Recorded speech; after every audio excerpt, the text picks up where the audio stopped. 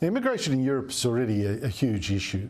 Just 3 months ago, the anti-immigration politician Geert Wilders was the top vote winner in the elections in famously liberal, tolerant Holland.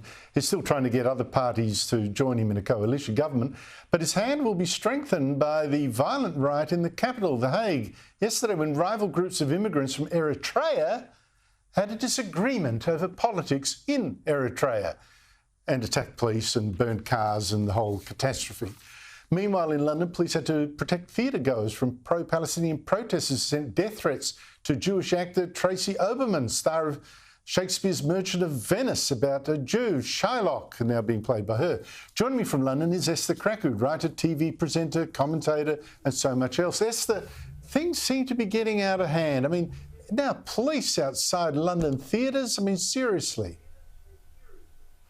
I mean, this is one of those things that we saw coming. We knew it was happening, but our politicians chose to ignore it. I mean, the issue here is not just high levels of immigration, which of course are an issue not just in the UK but across Europe as well. The issue is integration, and that's what people do not want to talk about. I mean, this violence that you're seeing amongst Eritrean groups in the Netherlands, in The Hague, it happened in December in London as well, in South London, because there was a delegation sent by the Eritrean government that were coming to the Eritrean embassy in Islington, and a bunch of sort of Eritrean groups decided to protest in Camberwell in South London, which ended up hospitalizing a policeman and basically violently attacking other metropolitan police officers.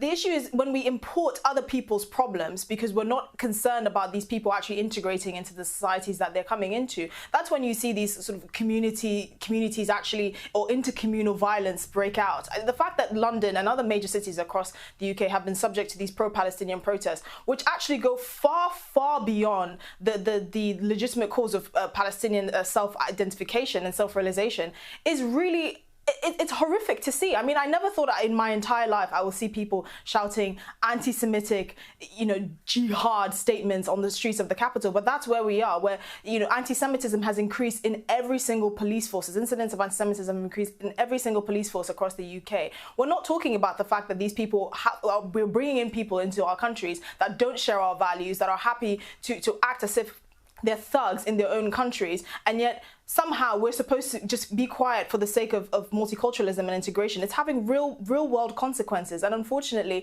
you're going to be seeing that across elections in the coming months. People are just sick of this.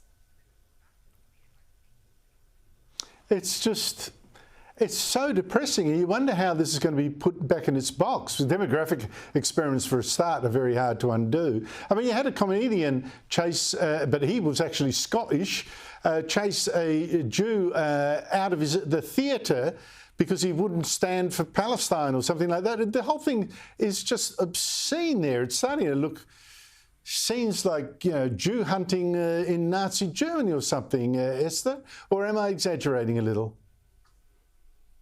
Well, I mean, it completely beggars belief, but all the data has shown that the kinds of groups that are responsible for these acts of anti-Semitic violence and for spreading anti-Jewish conspiracy theories are groups of people that have not integrated into British society. And that's where we really see the problem. Unfortunately, the cat is out of the bag. There's no more, we can't talk about it, or what can we do about it? What we can do about it is assert the values of the country that you're living in. But even that is seen as racist or uncomfortable, because apparently diversity is our strength, even though you have instances of asylum seekers that are attacking women and children in the streets of our capital. Apparently we're not supposed to say anything about it because diversity is our strength. Since 1998, between 1998 and 2020, a quarter of all people in the UK convicted of terrorist offences have been from an asylum background.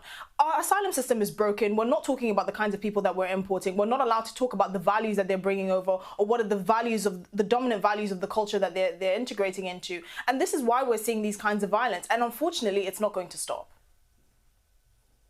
Well, talk about things you're not allowed to mention. I'm not allowed to mention a word starting with F, not that word, a different word, in discussing this following clip, which you mentioned on your Twitter feed. The New York Police Department is going viral because some officers formed a dance team and made this video of one of their routines.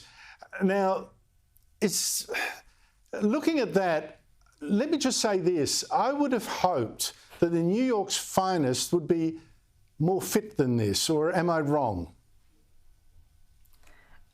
I mean, the clip was very uncomfortable for me to watch. It feels like this should be like the preliminary before they actually join the New York Police Department. But basically, standards have just dropped across many societies, because now you're not allowed to say that these women are clearly very unfit. I actually thought they were the wives of officers, but apparently that's not the case. Apparently they happen to be on the police force, which is even more discouraging. I mean, I can't imagine people like that chasing after someone, a thief who's just mugged another person. I don't think they'd get very far. I actually think the thief would laugh and turn around and jog backwards, because it'd be so funny to see these unfit police officers trying to stop them. Yes. But this is where we are, unfortunately. Esther, thank you for not mentioning that banned word. That's it from me. Thank you, Esther Krakue.